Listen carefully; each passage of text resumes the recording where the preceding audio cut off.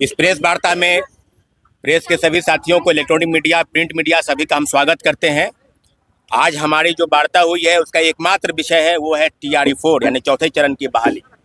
और विगत 1.5 वर्षों में जो आंदोलन हुए और जिस आंदोलन पर सरकार ने बार बार कहा आंदोलन के बाद कि बहुत जल्द हम TRE-4 का विज्ञापन जारी करेंगे, लेकिन पिछला 2 आंदोलन हुआ, जो 8 मई को हुआ और जो 20 तारीख को हुआ, यानी कल जो हुआ, इस दोनों आंदोलन की आप रूपरेखा अगर देखेंगे तो पैटर्न चेंज है।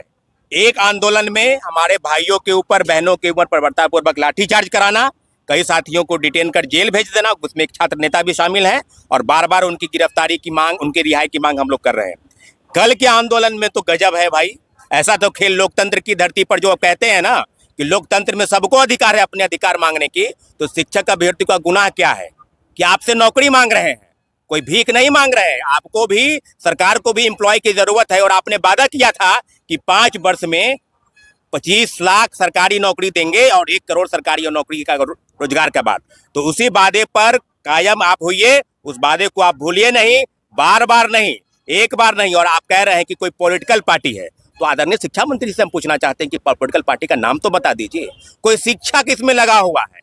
पहले तो आप कह रहे थे कि अलग अलग प्रकार से रोस्टर के नाम पर महिला आरक्षण सब पूरा हो गया, तो BPSC के अधिकार, पैसा खाते हैं आप लोग जो है आंदोलन करने के। नहीं, वो तो कुछ भी बोल सकते हैं, पैसा खाते हैं तो जांच करा लीजिए ना।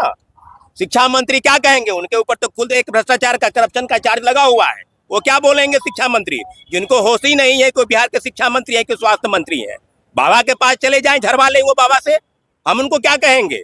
वो शिक्षा मंत्री हैं। एक चीज स्पष्ट है कि आगामी 30 मई तक जो हम लोगों ने तय कर रखा है कि सरकार द्वारा दिए गए अल्टीमेटम पर हमारी कोई लड़ाई, कोई दुश्मनी किसी भी प्रकार से न सरकार से है न प्रशासन से है। लेकिन कल मुझे 8:30 बजे डिटेन किया गया, और इस प्रकार से डिटेन किया गया, मुझे लगता है कि पटना में धारा 44 लगा था। छात्रों अभ्यर्थियों को पटना कॉलेज तक पहुंचने नहीं दिया गया। ये क्या है भाई?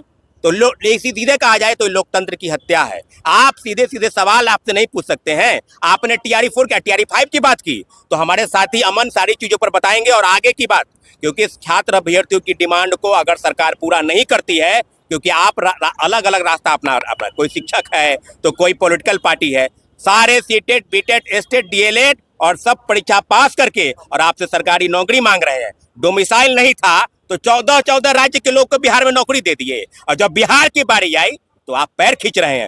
पूर्व मुख्यमंत्री नीतीश कुमार जी ने कहा था कि 46,000 पद की बहाली हम निकाल रहे हैं। क्या हो गया भाई? कौन सी TRE-1 से TRE-3 तक तुरंत, और जब बिहार के लोगों की बारी आई तो उसमें आप पीछे हट रहे हैं। 46,000 पद की बहाली की वैकेंसी कब दे रहे हैं? 30 मई तक इंतजार कर रहे हैं, और आप जो कह रहे हैं कि उकसा रहे हैं, कोई नहीं उकसा रहा है। हम सारे शिक्षक अभ्यर्थियों के साथ फिर से अगर जरूरत पड़ेगी, क्योंकि आप नोटिफिकेशन में आनाकानी कर रहे हैं, पैटर्न में परिवर्तन कर रहे हैं, तो 30 मई के साथ बैठक करेंगे और आगामी आंदोलन की घोषणा करेंगे। कोई हमारी लड़ाई न सरकार से है न प्रशासन से है। आगे की बात हमारे साथी